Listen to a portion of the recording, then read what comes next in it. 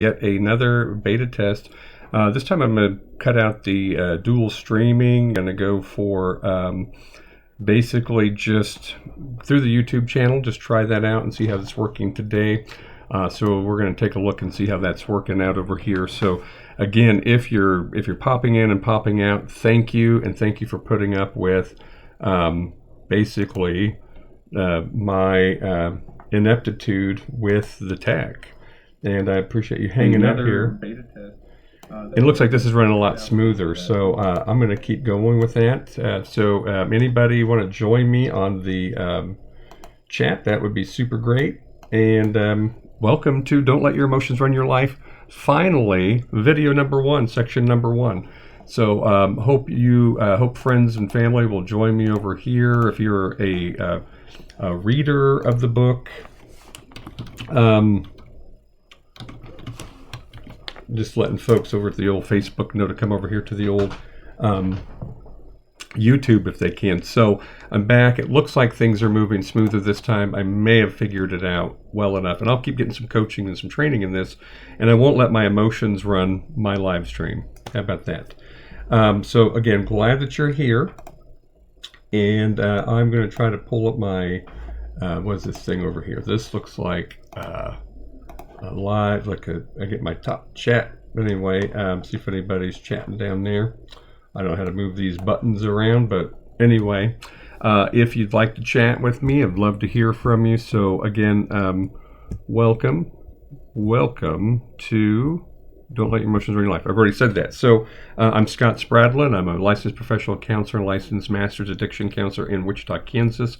I provide clinical services there, primarily specializing in mindfulness-based services as well as dialectical behavior therapy, and I work with a team here at House of Clarity, North Star Therapy, and some other folks and some other practices that we share a team so that we can, in fact, enjoy having comprehensive DBT here, but that's a whole other story we can get into. And HG, thank you for coming back. I really appreciate it. Looks like you can actually see the video this time. I think I've got it working, and this is quite an ambitious undertaking for me because I'm not a techie, and this is not as easy as I thought. Scott C and I are watching. Fantastic. Well, great to have you here. Hello to you. And HG with that. Oh, Heather Granis. Yes, thank you from Wichita. Thank you for watching. Hope you can see my coffee cup. I hope it reads properly.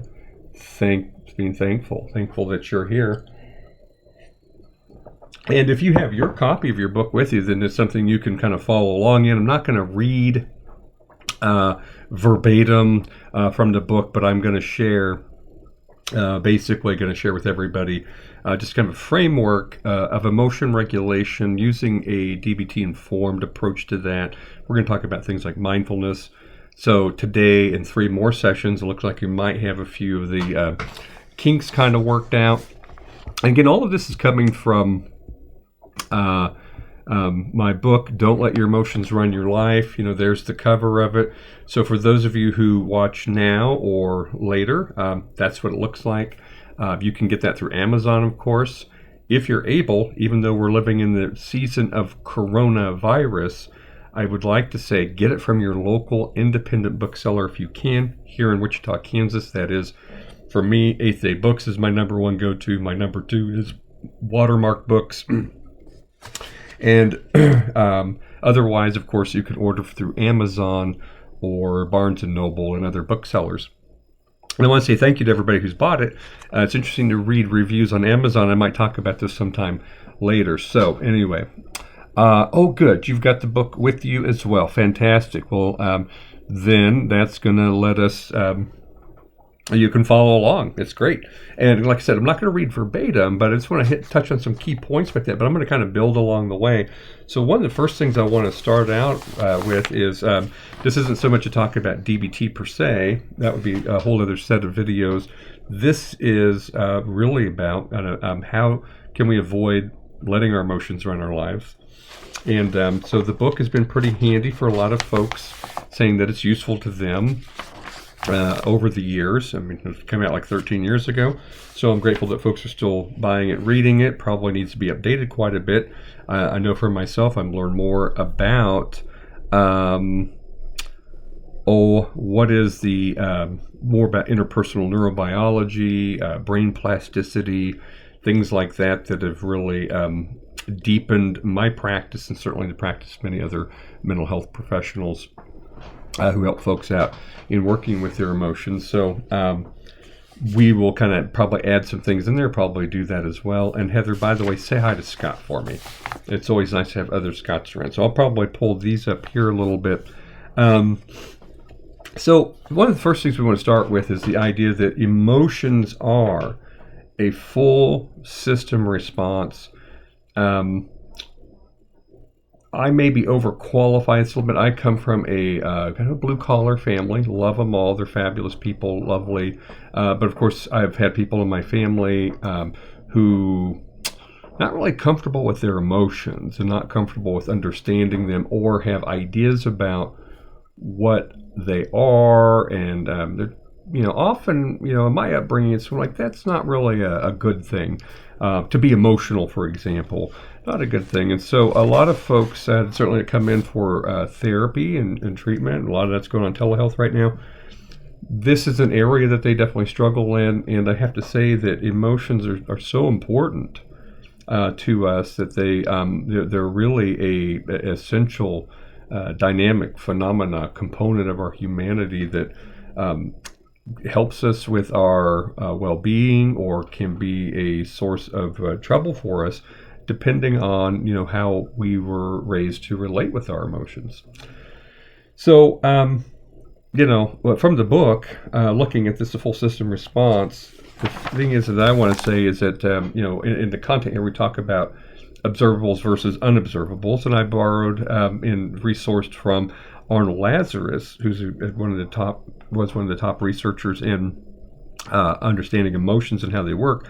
And I thought these were pretty handy things to consider, because there's a lot of things that happen on the outside, right, with respect to emotions that we notice in others, right? So there's going to be a lot of overlaps. I'm already kind of doing some spoilers here, because part of the full system response and emotions are that our emotions are constantly communicating to others, even when we don't want them to.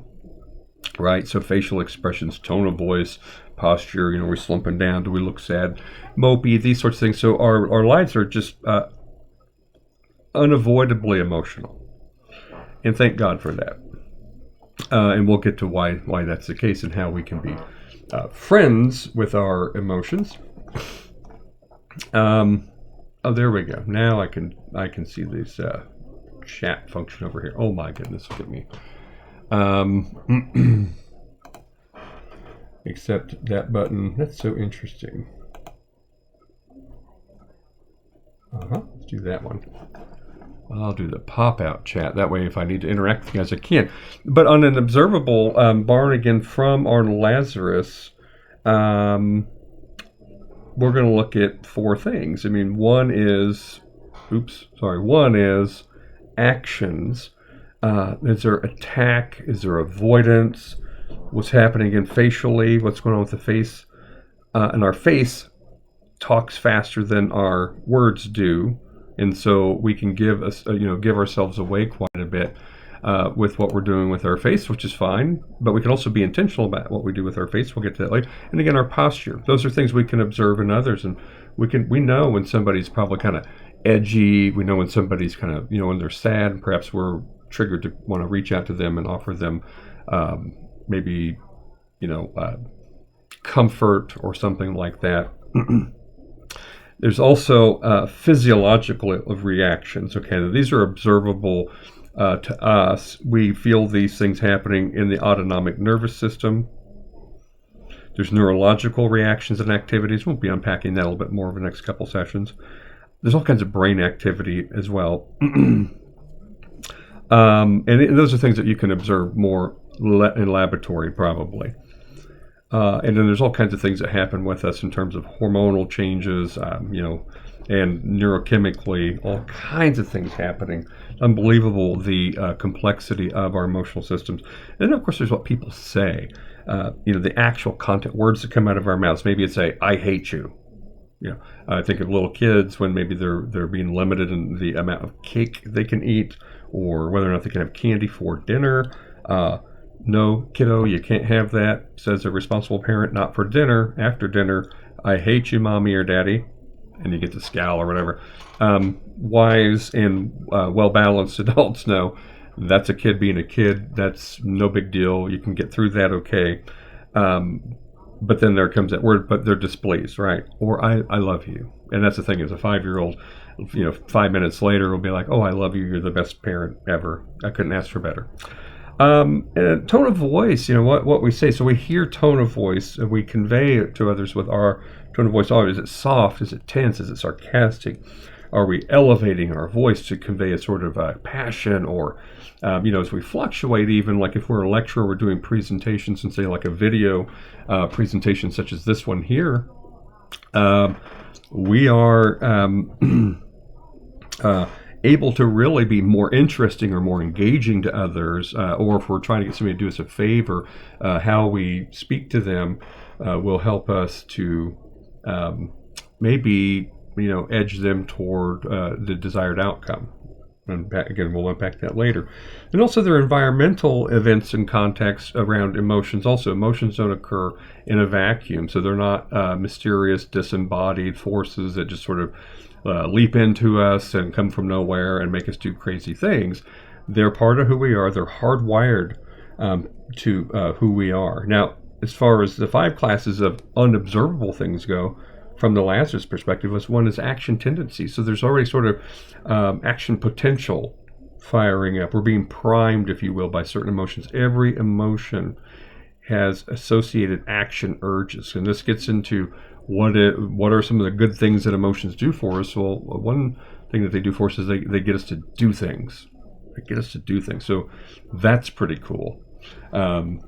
Gets me to do this. So I test my little chat button saying welcome in my little chat button there. Along with that, it's just, you will have a sense of readiness. So when you feel a certain emotion, you'll notice you're ready to do something or if you're an athlete, like one of the examples I put here in the book, you're psyched up for the game. So if you're a performer of some kind, you get into a certain mind state and there's certain emotions that may be just happening naturally. Or there may be something that you initiate. Part of emotion regulation skills also have to do with initiating emotion.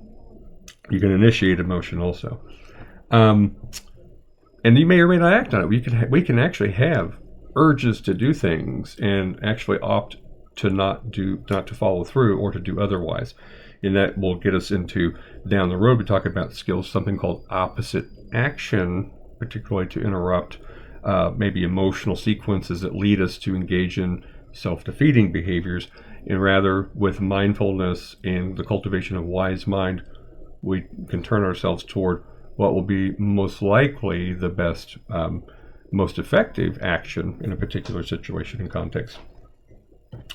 Pardon me while I have a little sip of thankfulness. A little coffee, a little water.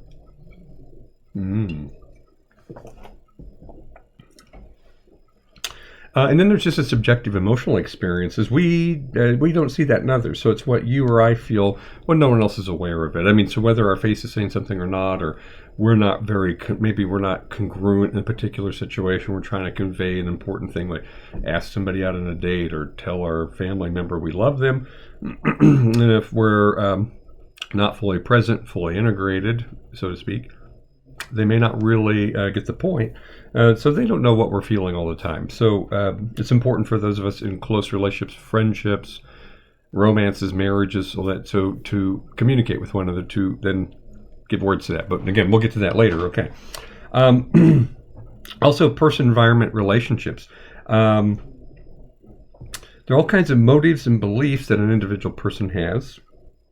There's also various demands from one context to another. So whether it's work, school, religious community, or a family, there are going to be different influences on our emotional states from one setting to another, and also in terms of emotions also being related to cognition or what we think.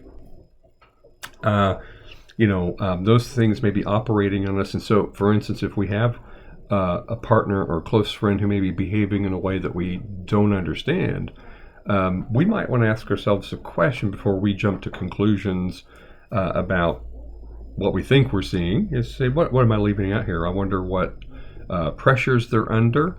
Let's just take our present situation right now with the COVID virus. Okay, we are presently under tremendous strain worldwide. And I'll speak from our perspective here. I'm going to speak for everybody. Let me back that up a little bit. Let me say our situation in Kansas, as I'm experiencing and understanding it, my clients with whom I'm presently doing telehealth with are under enormous strain from having the unknown manifest in the COVID virus and the social distancing, the physical distancing. So disconnection, but also affecting them financially, or all the ripples through the culture, financially or otherwise.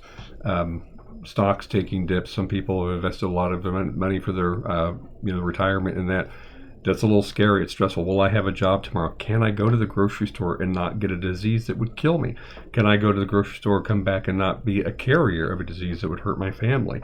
All these new stressors, they're all kind of coming at us at once.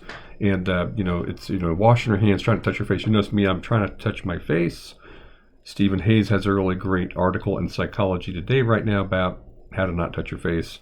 I have been going a little bit like arm kind of thing, so trying to live up to that. Anyway, the point is, contextually, right now, work is being affected. Or those of us who are, for instance, practicing Christians, we're coming up on Holy Week for Western Christians, and most churches who are following a wise course of action cannot meet in congregations presently, and that's a change also. That disconnects us a little bit from our usual, our religious families, our spiritual families. We're not being able to meet together as much and participating in those embodied practices that are associated with Holy Week and the end of Lent and working up to Pascha and Easter and all those kinds of things. Big changes. And so all these environmental demands that are happening at once. Education now, kids have to be educated at home. Here, all kinds of things happening. And what's going there, and what kind of supports do we have or not have, or even what we perceive or don't perceive. This is going to affect quite a bit. And then what are our coping processes? And that's why we want to talk about some of those things over the next few videos also. By the way, we didn't get started till about half into the hour here, so I'm going to go ahead and carry into a little half hour. Right now, it's about 10:45 Central Standard Time here in the United States. I'm going to carry on till about 11:30ish or so, and that'll give me some time to transition into some Saturday telehealth sessions.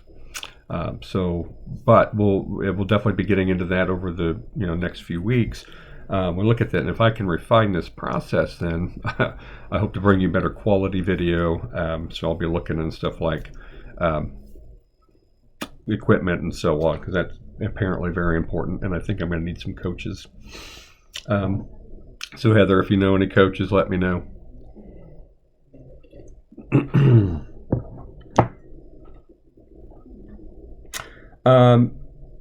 So how do we cope with stress? We do that cognitively. We have maps in our head about how we interpret stressors, of course, and then what do we do?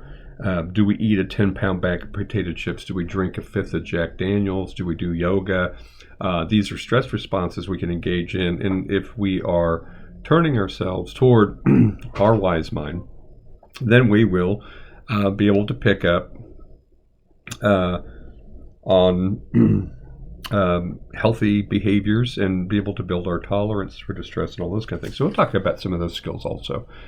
And then finally, appraisal process, and that's part of the cognitive setup and matrix is, how do we understand what's going on around us? What's our history in terms of how we look at the world and all that kind of thing. And so kind of moving along probably a little more quickly, just want to identify that there is a kind of fusion between thought and emotion. And we often think of these things as being very distinct, and these are polarities, at least for us here in the West, right? I mean, on the one hand, Let me see. She will do. Might also need some advice there as well. Okay, great. Well, that's what we're here for. And you can throw some questions out here too if you want to. That's definitely welcome. And of course, if you don't mind, I guess I should do this as a YouTuber now. If you don't mind hitting the subscribe button and invite your friends, that'd be super duper. Okay. But anyway, yeah, throw some questions out there, Heather, you or Scott, about emotions or how you're coping or skills that we can use. So I don't want to just strictly run the show right now, but I do want to give us some content. But that idea about the fusion, and right now, if you do have the book, on page 12, the fusion of emotions and thoughts is a heading down toward the bottom. And so, again, we have this polarity that we are confronted with, particularly in the West, that in a kind of a tension that I'm trying to make myself work in this box here. But reason, thought, intelligence, intellectualism, and all that is often put at odds with emotions, and that's not necessary. It's just not necessary to do that. They're not enemies to one another. They're actually, shall we say, co-inhabitors of your mind and of your whole humanity.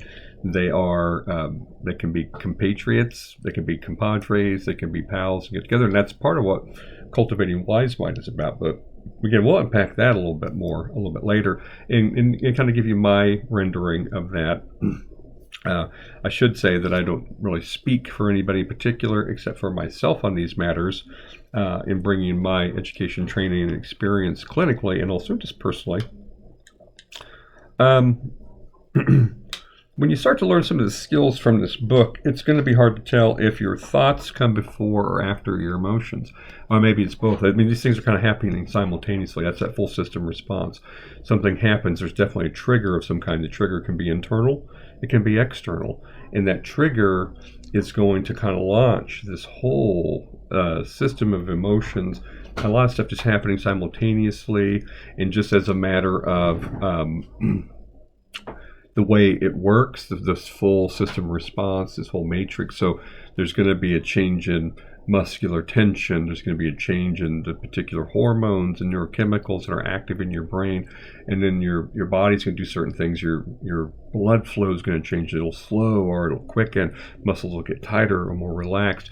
You'll feel an urge to perhaps avoid or approach or and sometimes even aggress or attack somebody. So those things are all kind of fused together. In this framework of wise mind, basically we're acknowledging the place of discursive reasoning, logic, knowledge, the Mr. Spock part of ourselves. And on the other side, we're also looking at emotion mind, which is that part of us that's kind of the passionate poet, perhaps. And emotion mind, there's a subtle difference between emotion mind and just being highly emotional in a given situation. And what's highly emotional for one person is be qualitatively different compared to yet another person. Because some of us have innate emotional vulnerabilities, heightened emotional vulnerabilities, which probably have some genetic underlying component. And if we come from invalidating environments of various kinds, that affects us on a neurobiological level and can kind of train our physiology to be on a constant threat alert. And so even pushing more cortisol and pushing more limbic activity with the amygdala and our constant fight or flight activity over time. And so as we emerge into young adulthood or more independent development and into full adulthood, we might find ourselves being highly reactive to even minor stressors, if that's the case for us.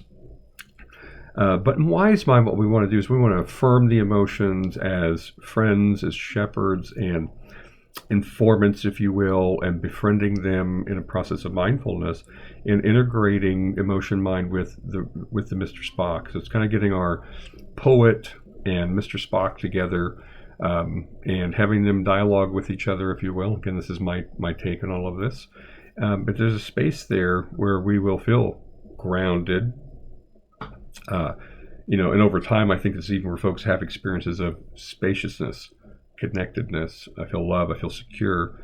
I'm not in a threat response, and I know what to do. And so wise mind is a experience or a space that we can have in which we know what to do and how to live. And we all have it when we're paying attention, which is why mindfulness is so important. And we'll get to that eventually. Knowing how to live, it's there. You have innate knowledge. You have learned, whether you're 10, 20, 50, you know, whether you're clean living yogi or you're somebody struggling with a intense chemical addiction of some kind, you know how to live. And you probably need some skills on regulating emotion so that you can express that, so you can hear that wisdom and express the wisdom also, and move in directions which are more fully human. It's also a place where we make space for intuition, or what we maybe call like kind of non-cognitive knowledge, or precog. I don't know if it's precog. That might be getting a little psychic, but perhaps that's maybe prescient of some kind. Maybe that's the case. But it's the heart and gut feeling of things too. So that's a little bit of wise mind. I hope that's helpful. I'll come back to that later. Okay. So I'm going to tell a little story here, just reading. I will read this little bit from the book here, a little section called A Raging Steve. I don't know how good it is. I'm working on some new material too, and we'll see if I can ever finish it, polish it enough, give it some publishers, and see if we can get it published.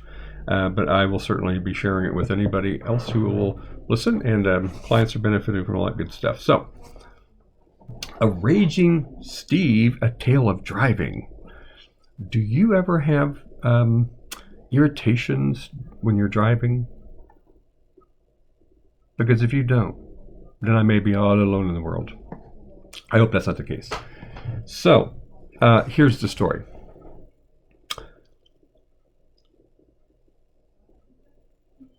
I'll just read it from the book. Here's a scenario that illustrates the interplay between emotion, action, and the environment, and shows how a primary emotion can spark a secondary one. Oh my goodness. Thank you, Heather. Yes, I'm not alone in the world. You've heard me talk about it before when you've come to some of my programs. So we're going to get into secondary primary emotions eventually also. And that comes up in chapter 3. But let's suppose that while driving home from work one afternoon, Steve gets cut off by another driver. At first, he feels some anxiety, which triggers an appropriate reaction by another driver. At first, he feels some anxiety, which triggers an appropriate reaction to steer clear of the other car. But within a few seconds, Steve starts thinking, "What a jerk. That guy did that on purpose. And no one should drive like that." His anxiety gives way to anger. Anger begets aggression. And pretty soon Steve is chasing the other car down the highway at 70 miles an hour. But the other driver gets away. Why? Because a cop has pulled Steve over and is charging him with several violations, including speeding, failing to signal, and reckless driving. I added the reckless driving, that's not in there. In the above story, Steve rightly experiences fear or anxiety even. But then his thinking gets the better of him once he's locked onto his assumptions that this man was out to get him specifically, and that this kind of driving should never happen.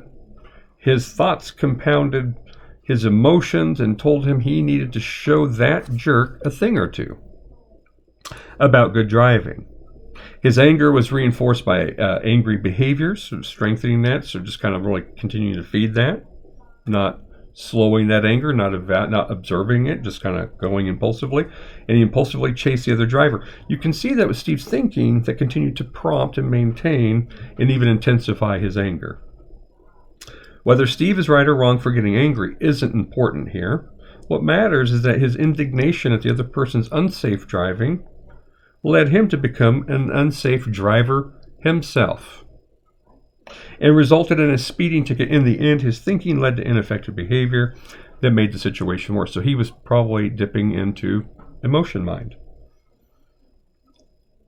We all have thoughts that fire with emotions. That's just the way it goes.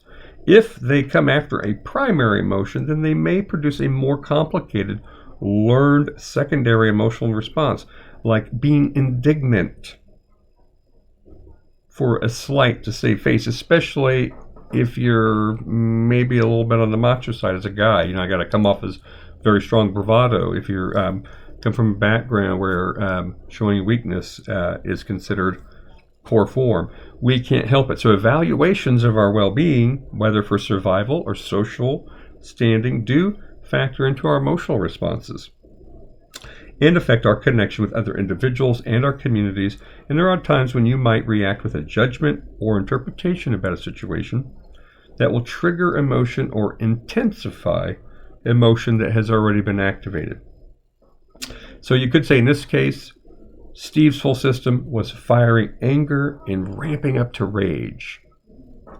I think we've been there, and emotions work as a kind of ebb and flow.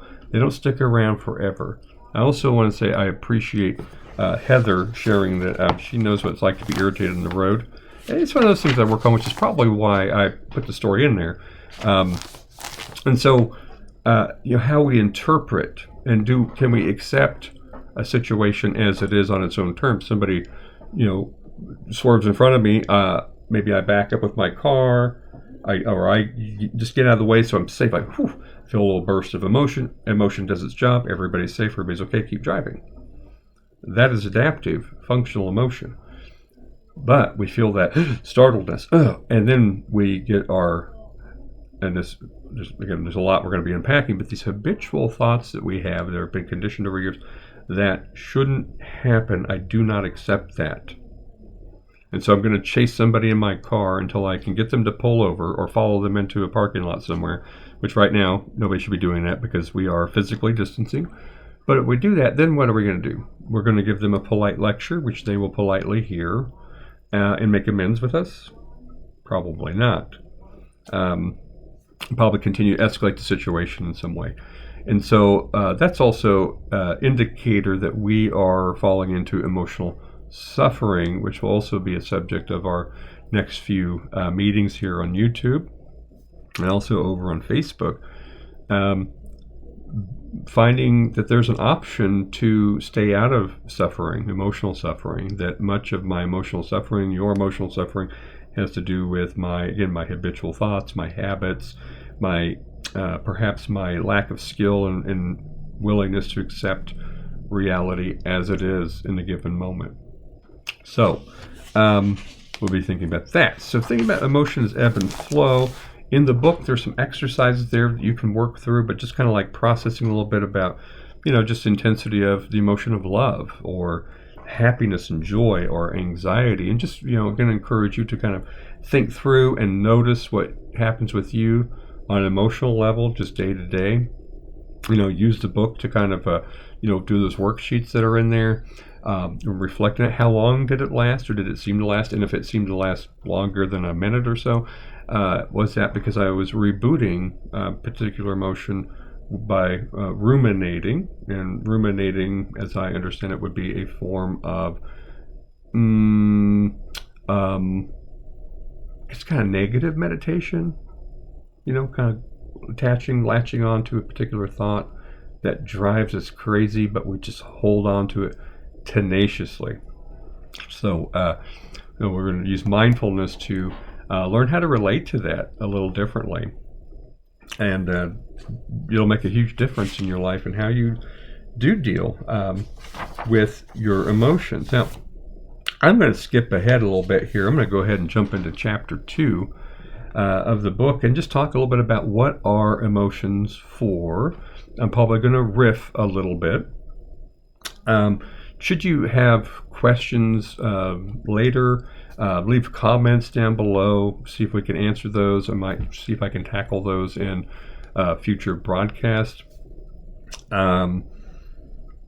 And because as I riff today, because the book was written 13 years ago, and then here we are today, and there's been a whole lot of new information coming into my head. Oh, okay. I see here Heather says that Scott is curious about the nature of guilt. If you could speak on that at some point. Okay, you know what? Let me do that. Let me go over what emotions are for, and let's talk about guilt. That's a good one. I'll give you my take on guilt, okay? And let me here what's happening.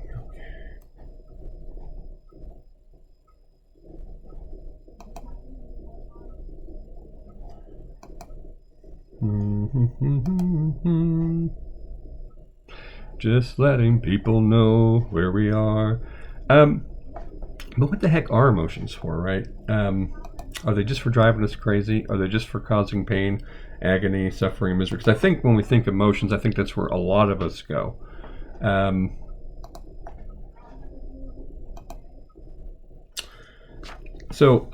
Here's what emotion does for us. And these are basic outline derived from dialectical behavior therapy material developed by Dr. Marshall Linehan. But there's 5 basic things that they can do for us. And give me just a moment as I inform some other folks to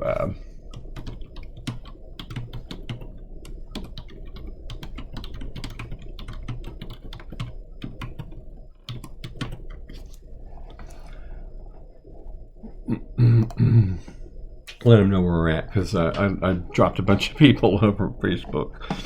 I'm having some emotions about that, by the way. This is the fun of this live stream thing, but thanks to Heather and Scott, I'm kind of getting an idea that maybe it's working good enough for right now. I have some more work to do to make this a better process. Still thankful. Okay. So what are emotions for?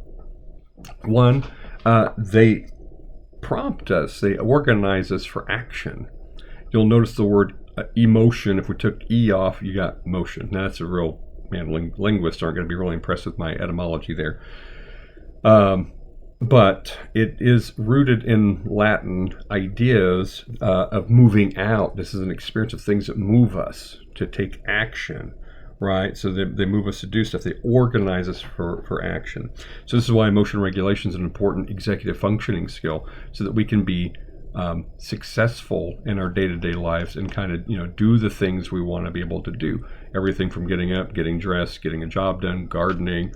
We want to work well. We want to play well, and so becoming more emotionally attuned to oneself will be really helpful in that way.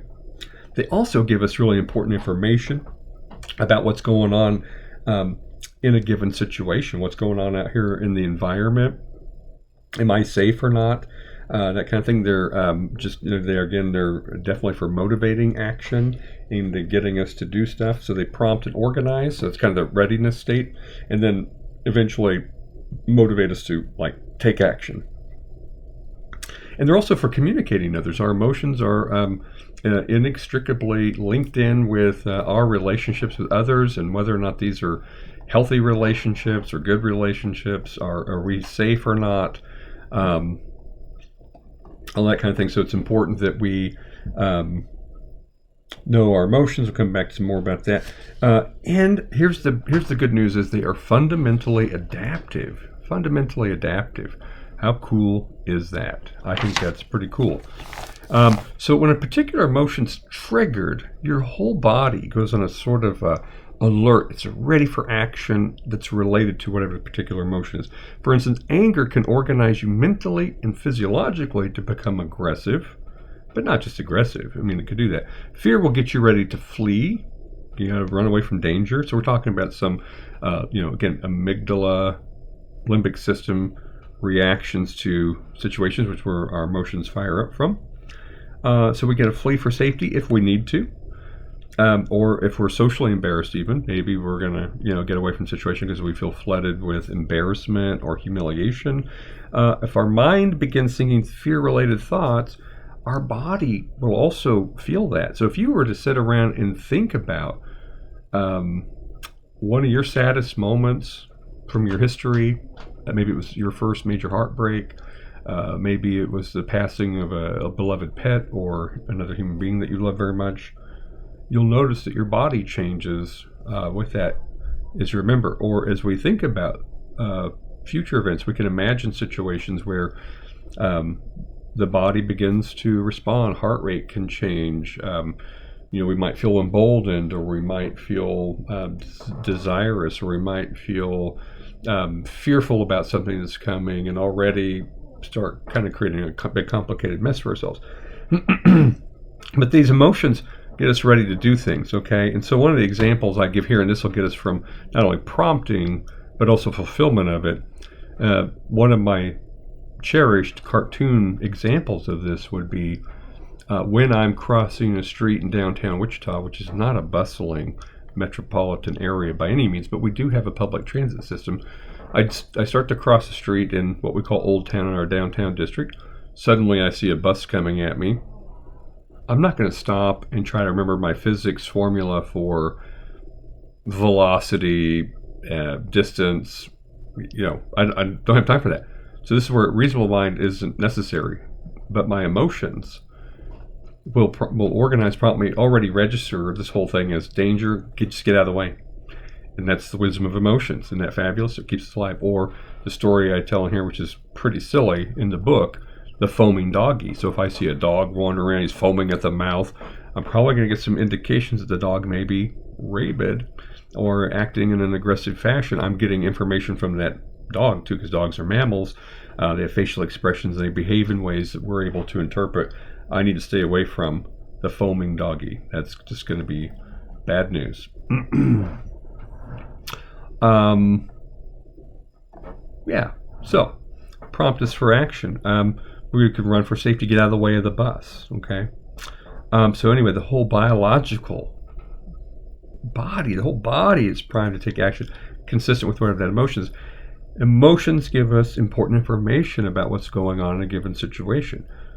They're like a motion detector, an alarm system, if you will. They'll tell us stuff is going on in the environment. I can see the foaming doggy. I see the bus coming. I'm getting information. But also in social interactions, I'm getting information. I'm getting cues from people, the way that they look at me. What are their faces doing? Are they looking through me? Are they distracted? Are they looking at their mobile device? Are I talking to me? Oh, yeah. I hear what you're saying. Okay, well, I will be receiving information that I'm not terribly important in that moment. And I'm going to feel invalidated. So we're getting information about what's going on around us. Are we okay? And to get us to do stuff. And so emotions also help us to move toward relationships, attraction, interest, just a desire for community, for connection is really important to us. And so maybe loneliness has a function of helping us to connect with others. We'll probably also talk about emotions as a state versus trait experience also, because there'll be a lot of folks that will hear about loneliness and go, I'm alone, but I am not lonely. And okay, and I can appreciate that sentiment. And there's a whole bunch that I would have to say about solitude versus isolation, and actually how guarding loneliness can be very important spiritually and just on a very human level in terms of cultivating ourselves in our wise mind, and if you're a person of faith, cultivating your relationship with God. But our emotions also promote us getting jobs and working, that kind of thing. So some mild anxiety is actually very helpful. Like, I better go to my job. I need the paycheck so I can feed my kid or keep the lights on or have rent, or I want to take a vacation next year. So I'm going to work and save money. Well-being, I'm going to work out. I'm going to exercise. My emotions will tell me, oh man, you can't live on Cheez-Its. Things are getting really bad. It's very unhealthy. So let go of the Cheez-Its. But they motivate us to do all these kind of things, and strong emotions can serve all of us to overcome obstacles in life. And so if we, have been working somewhere loyally and consistently and diligently, and we feel that we deserve a raise, a strong emotion can help promote our activity in persuading our employer to consider giving us a raise that we believe is commensurate with our contribution to a company. Strong emotion can help us if, in relationship and marriages where there's conflict, often anger, it can promote a desire to fix things. Oh, yeah. Hey, Regina, thanks for following. That's super cool. Appreciate it. Glad you're here with us. Hope you're watching, too. I got started a little late because I am I'm not a techie, so it's been a weird start and bumpy caveman start. So thanks for being here. So in relationships, if there's something not working out, when I'm talking about like, we're barring any like major breaches in fidelity, but even there, but I'm going to kind of keep it simple. If somebody's not doing chores they agreed to do, or somebody's, I don't know, maybe there's a beginning of a rift and there's sort of a more parallel life or something. One of the partners may say to the one like, hey, you got to stop that, or we got to stop that, and I want to fix this. So it can motivate repair in the relationship. And down the road, there'll be some more videos we'll talk about, some John Gottman informed approaches to working on relationships, okay? But anyway, so they motivate some really important behaviors for our wellness also. And there's literature that shows, research literature that shows that anger can be an effective tool for repairing and mending relationships that are damaged. There's a whole bunch of skills that folks require to make it so, and to make that a healing emotion and process. But that's kind of how that works. When we don't have emotions, or we feel devoid of emotion, those of us who experience depression sometimes know, I don't do anything. I just can't seem to get out of bed. I can't seem to get things done. Well, there we go.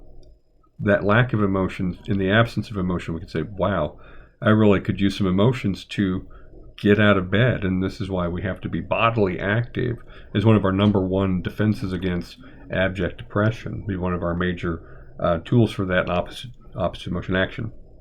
So really, emotions are help us with goal-directed behaviors and to get things done. Or if we're trying to be an exceptionally good singer or athlete or oboe player, whatever, there's emotion involved there. Emotions, again, also communicate to other people, right? And so if here's an example here. Let's say, for you ladies out there, your male partners hurt your feelings with a sarcastic comment about your appearance. Your emotion might be sadness. But if you attack, you may not communicate sadness. You may communicate displeasure, anger, kind of emotional aggression.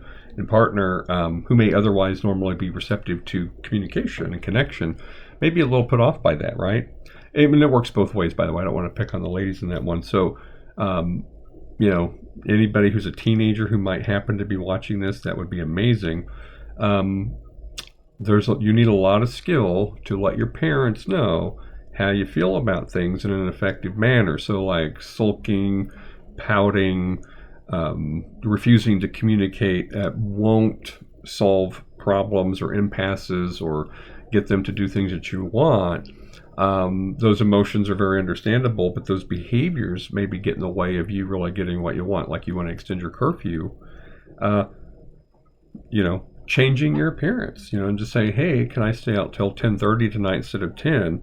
If they immediately say no, and you just kind of go, oh, okay. And they say, well, do you want to talk about it? No, I don't want to talk about it. That's not going to be effective behavior. So don't do that if you can help it. But again, this takes a lot of skills. I was a teenager once, so I know how hard it can be. And definitely don't want to make fun of you guys because you're all awesome and I learn stuff from you all the time. But be aware of how your emotions influence other people. But if you're looking the adult in the eye and say, wow, well, I'm sorry that you feel that way. Is there anything I can do to change your mind? Can I wash dishes? Can I mow the yard more? What if I clean up my room? What are your concerns, Mom or Dad, about me staying out a little bit later? Let me hear those. Okay. And then maybe you put it off for a while, come back at it later. Maybe even getting them to say, not now, but let's revisit it next week or the week after. You've given us something to think about. It's possible. I've seen it happen. Okay. But we communicate to others, again, with all those things we mentioned before, tone of voice, facial expressions, all that. And then at the end of the day, before I get off of that, emotions, by the way, are so vital to relationships. In relationships, for all of us, this is where our health or our dis-ease, I'm going to just say that, like a lot of our mood disorders or our stress and anxiety can be wildly, deeply, profoundly affected by whether or not we're meaningfully connected to other folks. And so that's a topic I want to explore over time as I figure out the technology a little bit more, the radical importance of emotions and understanding them, befriending them, and the radical importance of having strong, healthy, connected relationships. We know already from all kinds of literature coming from convergent areas, healthcare, psychology, counseling literature, education, even economic literature reviews show where there are ruptures in relationships, where there are poor attachments, even from our very early years, from our backstory years, if you will, we are more likely going to have issues with truancy in school and connecting there. We're going to be more likely to perform poorly academically. We're more likely, this isn't a curse, this isn't like doomsday, but we are at risk for this, and this is what we find, because people who come from these homes where there's not a strong attachment are folks who tend to abuse substances, involve themselves in criminality, have difficulty forming lasting, meaningful relationships in their adult life, and have a host of other issues. And so relationships are super important. And for those of us who have kids, and we'll talk about this down the road too, it's really important that we develop a coherence for ourselves if we don't have it, if we don't have those strong attachments in our own history, so that we can help our kids presently avoid all those hassles. We can try to do our best to give them emotion regulation skills through emotion coaching and so on. But like I said, we'll come back to that later. Ultimately, emotions are fundamentally adaptive. They actually do good things for us. We've already kind of been talking about it. I see the bus coming at me. My fear gets me out of the way. I don't get run over by the bus. Super cool. I meet somebody who likes certain books or whatever. I'm interested in, like, hey, let's be buddies. Let's be pals. So now I have a friendship. If we feel physically attracted to somebody, so that's how we meet our partners with whom we, enter long-term relationships with, or we get married with and start families with them. Adaptive, kids putting a fork in the toaster. We panic. Scoop the kid out of the way. Emotions. It's beautiful. Helps us keep the kids alive. All those things that they're very, that these are adaptive for. So we're going to unpack those various emotions next time we meet. But let's talk a little bit about guilt, because Heather had mentioned the guilt thing. So I don't want to forget about that.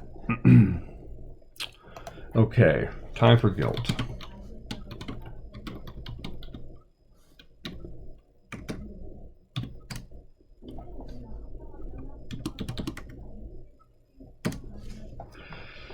And if you're still here with me, please let me know, because I'm having a hard time trusting my whole process here. I also have some really super caveman videos, which I'll post much later after we start doing much better quality here. Okay, everybody?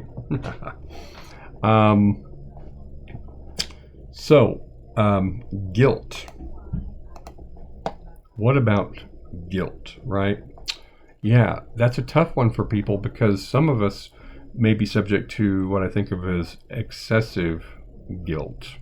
Yay! Heather and Scott are still here. Hopefully Regina's here too. So I'm going to find us a little extra input on this too, just a little fodder for the thought.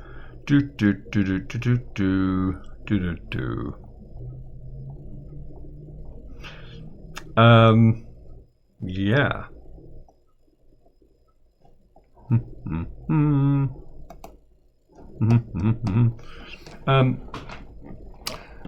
The way I've worked it over the years with respect to guilt is, different theorists and practitioners parse this out just a little bit differently, and so this is just a framework. I think there's a difference between guilt and shame. I do think that there can be what we call probably toxic or emotion mind guilt versus wise mind guilt. Guilt is an emotion that we experience when we have actually transgressed another human being, or another being perhaps. So for spiritual folks, maybe I have transgressed against nature, the divine order, God's will, those sort of things. So my guilt, the information it gives me is I have done something that we can consider wrong. I violated a relationship, an expectation, a covenant, an agreement, whatever that may be. So, it may be the kid who, this is going to be real corny, but the kid who steals a cookie from the cookie jar, and mom finds the crumbs laying around, inside their bedroom, and mom is like, "Hey, did you eat the cookie?" And they say no. Internally, the kid might be feeling guilt because I just lied. I was deceptive about the cookie. And people lie, kids lie, we all lie to some degree, but when we do lie, it tends to be to avoid embarrassment or trying to avoid a conflict with somebody because maybe we actually did transgress.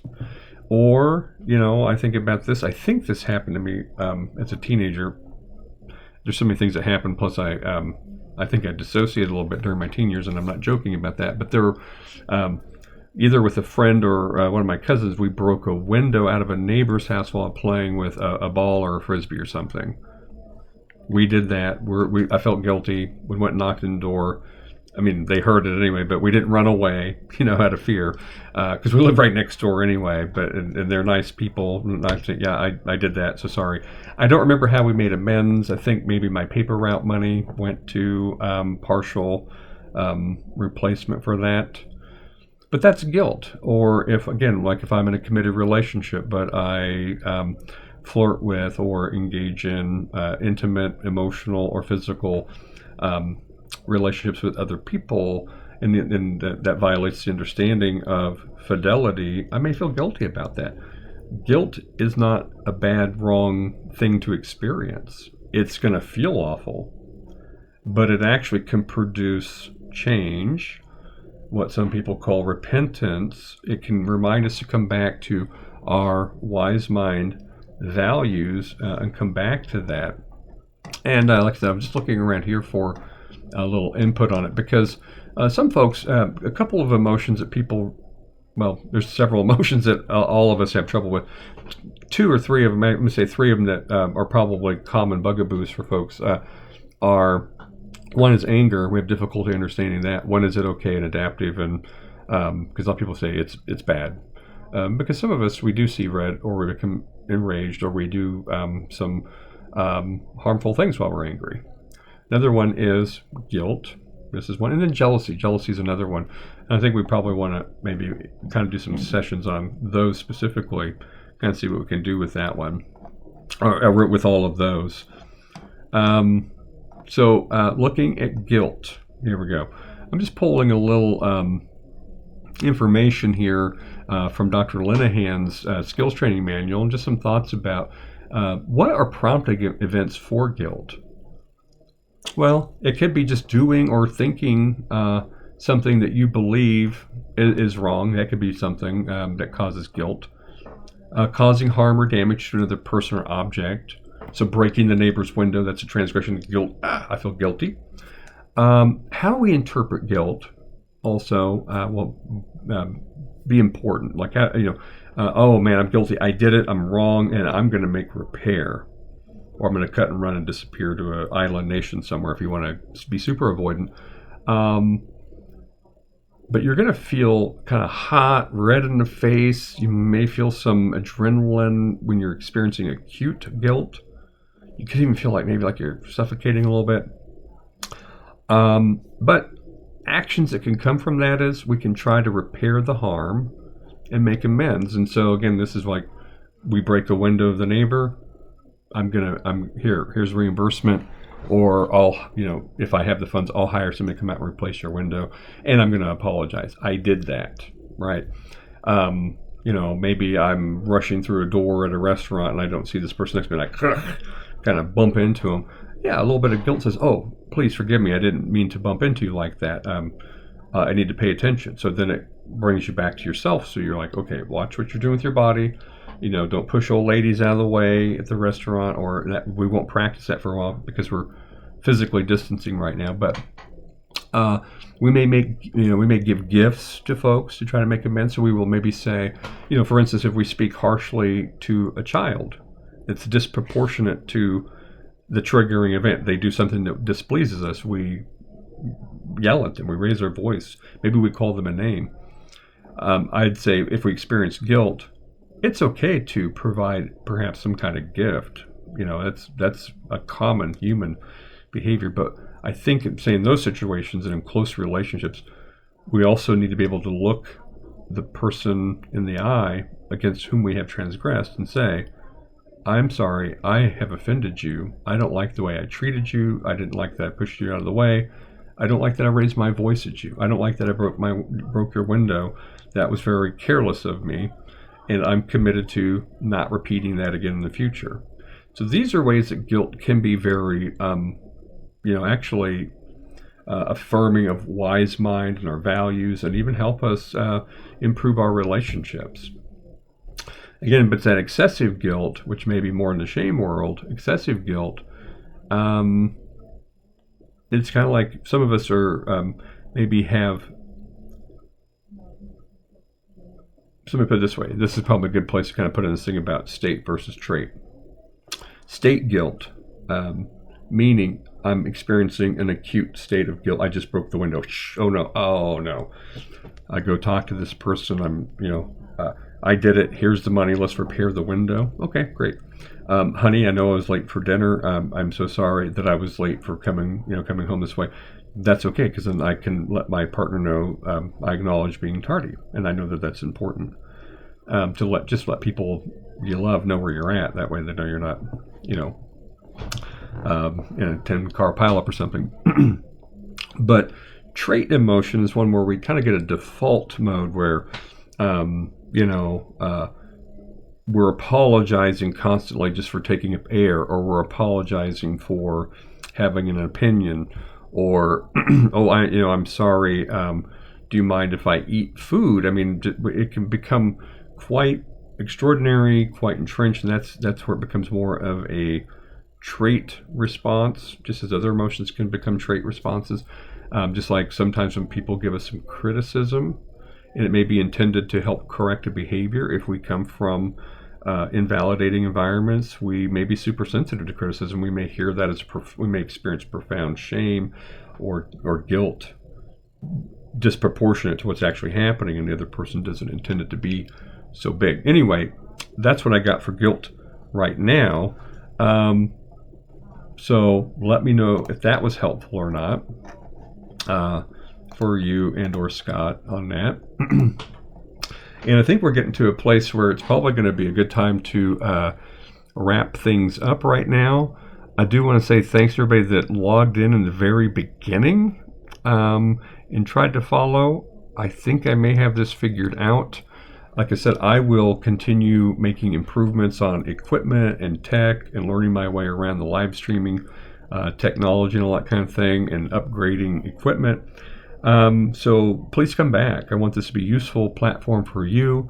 I want you to learn more about emotion regulation and how to deal with everyday pain, stressors, but not have to live in a mode of emotional suffering. And so I hopefully we'll be able to provide that in this format, and some others coming up. And again, I appreciate your support and paying attention. And if you do have the book, I know Heather and Scott do. If anyone else out there, if you have a copy of the book, thank you for purchasing that. And I think this will probably be a good time for us to drop out of this particular segment. Thank you for joining me. This is Scott Spradlin, licensed professional counselor, Wichita, Kansas, author of Don't Let Your Emotions Run Your Life. Come back next week for a better streaming part 2 of Don't Let Your Emotions Run Your Life. Okay. Thanks again for watching and joining.